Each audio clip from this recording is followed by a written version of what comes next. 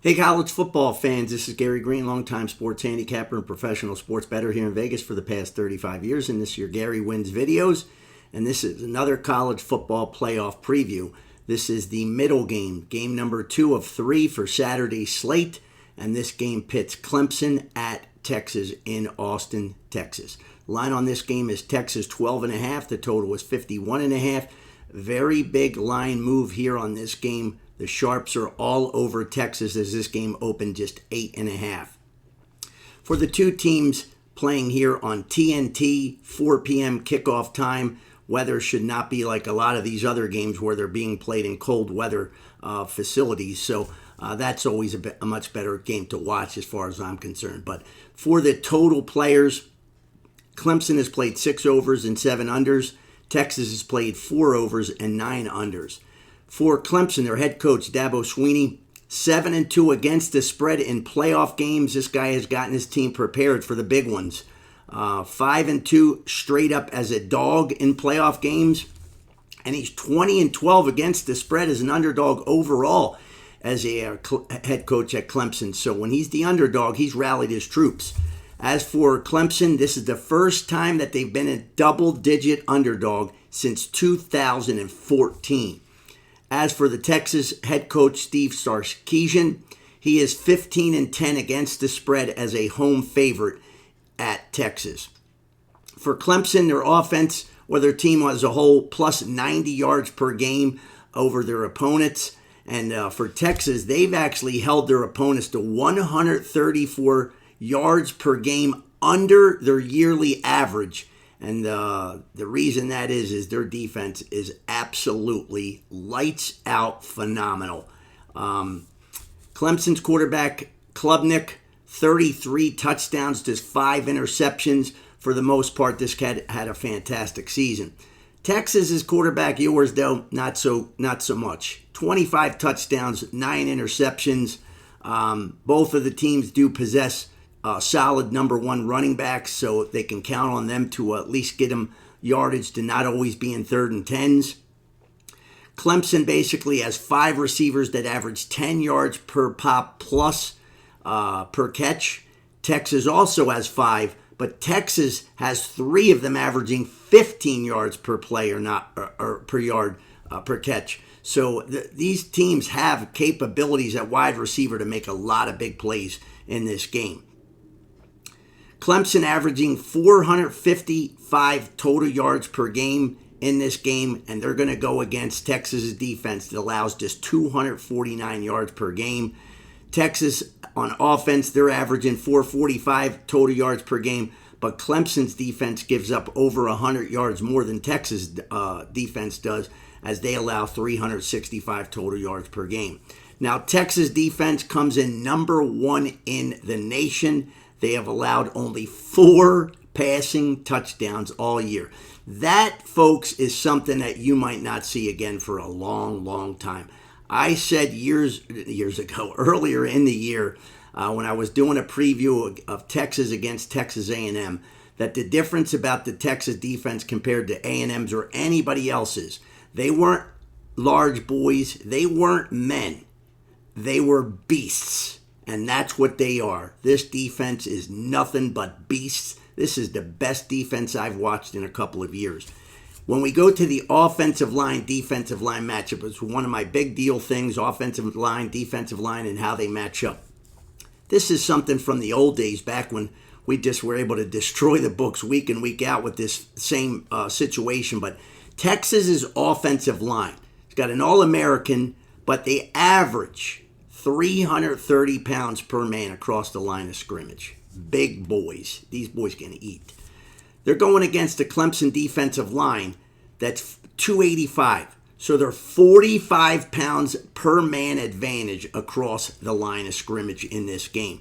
Now, both special teams to me are very poor.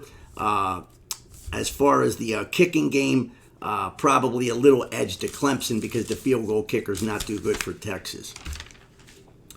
Most college football programs are elite due to their quarterback or their defense. again, for Texas, it's the defense. That's it. Because the quarterback situation has not gone anywhere where they expected this year with Quinn Ewers. He's been sloppy. He overthrows, underthrows, stays in the pocket too long, getting sacked. The offensive line has held up for him pretty good. They're the second best reason why this team's made it this far. But I can tell you right now, when they were doing these pairings, Clemson saw that they were getting Texas. That was probably the team they were happiest to see, because this is a beatable offense. Clemson can score points if they can do something against this vaulted defense of Texas, which I don't know if they can. They can be able to hang in there, just because I don't believe Texas's offense is going to go up and throw 35 points up on the board. They're just not capable of that, or they haven't shown it all year. Now, in Quinn Ewers' case, he's had a couple bad games.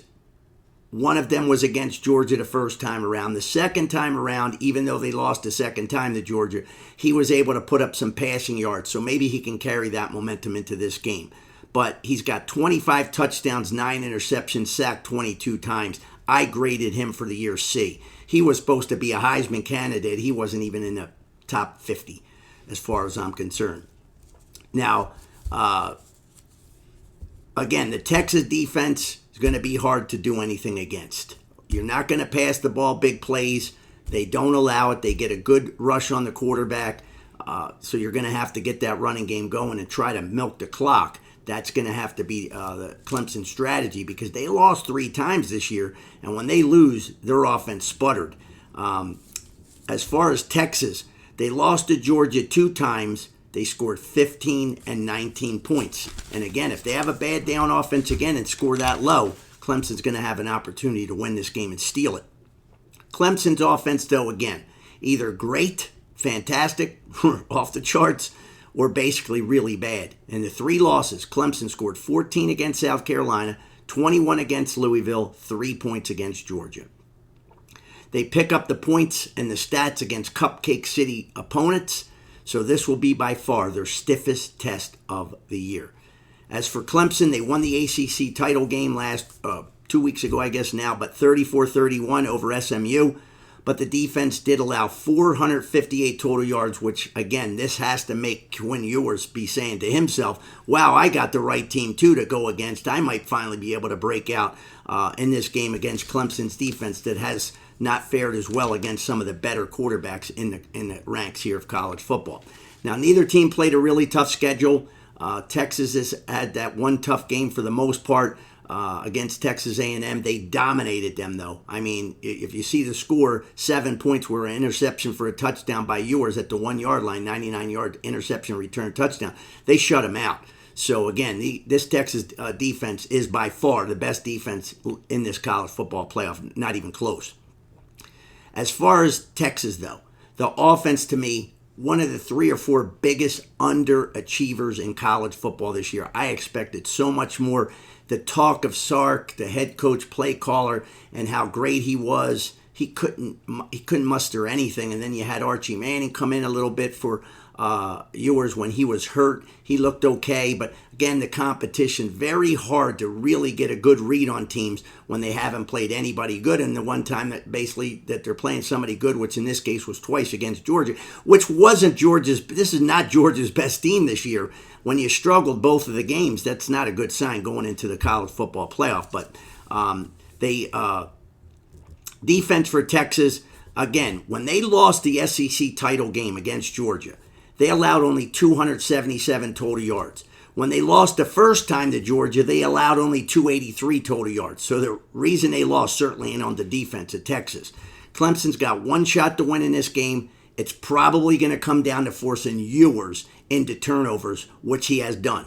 If you can get him to get 2 interceptions, maybe you make a short field, you get a touchdown out of that, keep the momentum going, keep the crowd a little quiet, and you hang in the game. Clemson's job in this game is to hang in the game. They're certainly not going to go out there and pull away, get ahead unless special team touchdowns or punt returns say touchdowns. That's not going to probably happen in this game, so they're going to have to grind it out and go back and forth and hope turnovers can decide the fate of the game. I mean, the line's a little steep for Texas. It's hard. I love the Texas defense. I think if you're looking to bet Texas, you may be better off taking Clemson's team total under rather than try to win the game by 2 touchdowns with an offense in Ewers that really hasn't shown all that much other than, again, he did break out a little bit in the championship game and looked a little bit better than he has in a while. But still, one of their top receivers, Bond, is probably going to miss this game for Texas. That's not helping. Another weapon gone. They've relied on the running back that just came in 3 weeks ago to get the job done. He had 2 phenomenal games. Then last week he didn't have such a great game. So again, did they figure him out a little bit? Not really. I mean, the kid's not a bad runner. But the difference is that Texas has a phenomenal defense. And if you look at the 4 basic parts of this game, Clemson offense, Clemson defense, Texas offense, Texas defense. Texas defense by far is the outstanding unit of those 4, and that will propel them to a victory in this game. But will they win by 2 touchdowns? That's a little bit too steep for me. I'm not going to take Clemson, though. Even though the other part of it is Dabo Swinney, you got to tip your hat to this guy. He has done really well in these big games, playoff games, having some extra time to prepare. He's had his team prepared.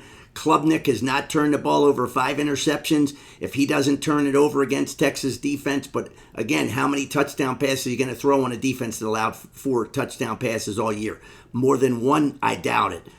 So this is a situation where this is a tough game to bet. Again, if you wanted to bet Texas, you lost all the value early on. You waited too long and you got to lay an extra 4 points now, which is valuable numbers here in this game. So this could be a makings of a very good game, but this one might be played more close to the vest than any of the other games of these college football playoffs, the first 4 games here. So enjoy this game. Enjoy all the games of the holidays, all the rest of the bowl games. And may all your wagers be winning ones. We wish everybody a happy holiday season. God bless. And don't drink and drive out there, folks. Get a designated driver always. Have a good one.